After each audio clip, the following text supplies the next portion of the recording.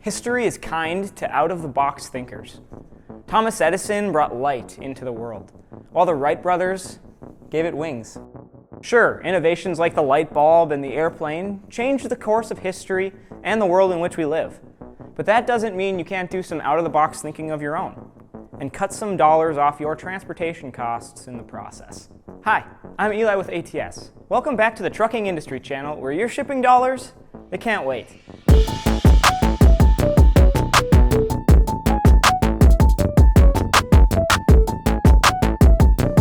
Hi, I'm Tim, National Sales Rep here at ATS. I've been in the shipping industry for about 4.5 years now, and we're going to talk about 4 ways to help you save money on your freight.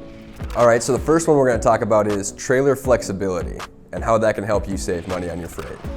So if you want to save money on your freight rates, you'll need to increase your pool of trailers. For example, if you've been shipping out of California for about 10 years now, you've been used to a certain rate for van trailers from California to the East Coast. If you have been shipping over the last year from van trailers from California to the East Coast, you've probably seen a noticeable increase in your pricing. If you open up your types of trailers that you can use, if you open up flatbeds, if you open up step decks, or even utilize Conestogas, you might be able to save yourself some money as you have more options to choose from, which means the supply is going to be higher and your costs should be lower. So one of the pitfalls of some shippers is they get into a tried and true method of moving their freight. They may use only flatbeds and step decks, and they could be using other types of trailers.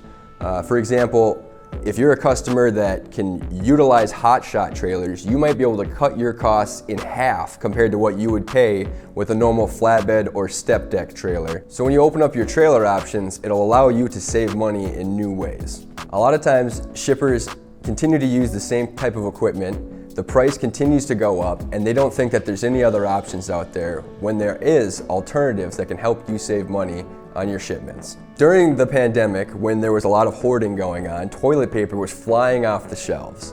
The companies that produce this toilet paper ship these in van trailers typically, but since there was such a high price increase in van trailers, they were shipping this on flatbeds with tarps, which is a good alternative to help you save money and secure capacity at the same time. So a Conestoga is basically a covered wagon, as they say. There's a couple different kinds. There is the curtain side, which is a hard top on the trailer, and then you have curtains, which allows loading from the side. There's another alternative called a roll-tight Conestoga, where the canopy actually goes all the way forward and all the way back, allowing for different options of loading from the side or from the rear. The useful thing about this is it's covered, it is no touch, you don't have to put any tarp on the freight itself. So all the trailer types that I mentioned are great ways to increase flexibility with your trailer types to help you save money on your freight. An RFQ is a staple way for customers to determine their next carrier. They hold them typically once per year, maybe twice per year, and it's a way to gauge the pricing and forecasting for the year. When customers hold an annual or semi-annual RFQ, it locks carriers into maybe unrealistic pricing. They want to be competitive because they want to earn the freight, but at the same time, they don't want to overshoot and miss out on the opportunities. So there's just so many unknown factors that can affect the markets. It's tough to lock yourself into even a 6-month rate or a year-long rate. A lack of frequent RFQs can result in unsustainable pricing throughout the year, which only hurts shippers and carriers, not helps them. A good way for customers to get accurate pricing is to hold RFQs more frequently. This will allow motor carriers to refresh their pricing and reiterate what their expectations are moving into the next month or quarter. So number 3 is to incorporate driver-friendly practices into your operations. So here we're going to talk about 4 things that are very helpful in incorporating driver-friendly practices into your operations. So every shipper and receiver is a little bit different. If it's not easy to reach your location with an ordinary GPS, it's important to provide drivers with clear directions to get to the site, whether it's for pickup or for delivery. A lot of times drivers are making deliveries, they're showing up late to the location for pickup or delivery, and they want to know if they're able to park on site. There's not always a truck stop or a place to park nearby, so it's important to offer these drivers overnight parking. Drivers have only so many hours a day that they can drive. When they're spending it on site, waiting to get loaded, they are not doing their job of driving. That's why it's important that we have efficient loading times so we can get them loaded up and rolling shortly after arriving to the site. Sometimes loads are very tall, and it's difficult for a driver to reach over the top to tarp it. It's important to help drivers with tarping and blocking because sometimes loads can be very tall and it can be dangerous to throw the tarps over the top by themselves. So some shippers, in order to help drivers out, have a pulley system that allows the tarp to be pulled over the top of the load. Other shippers provide a ladder. Sometimes they have a crane or a forklift to help get it on top of the loads, but either way, making an honest effort to help these drivers goes a long way.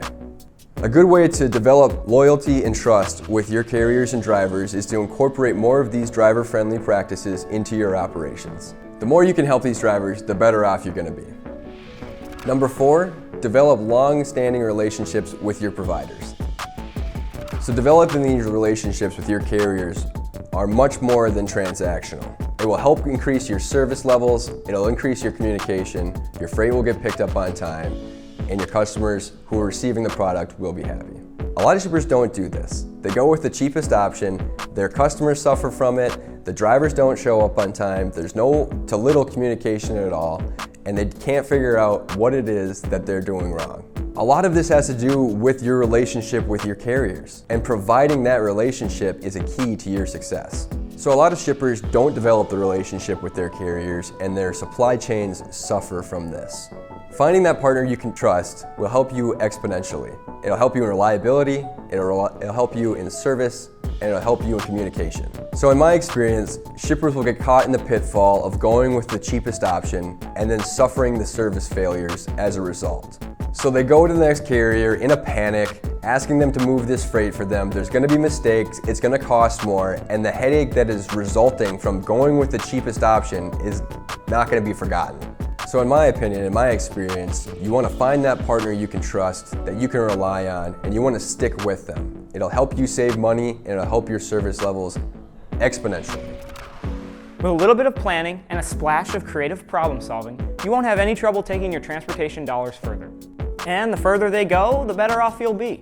Here at ATS, we care about you, and we're looking to level the playing field by giving you the tools you need to make the most educated decision for your freight as possible.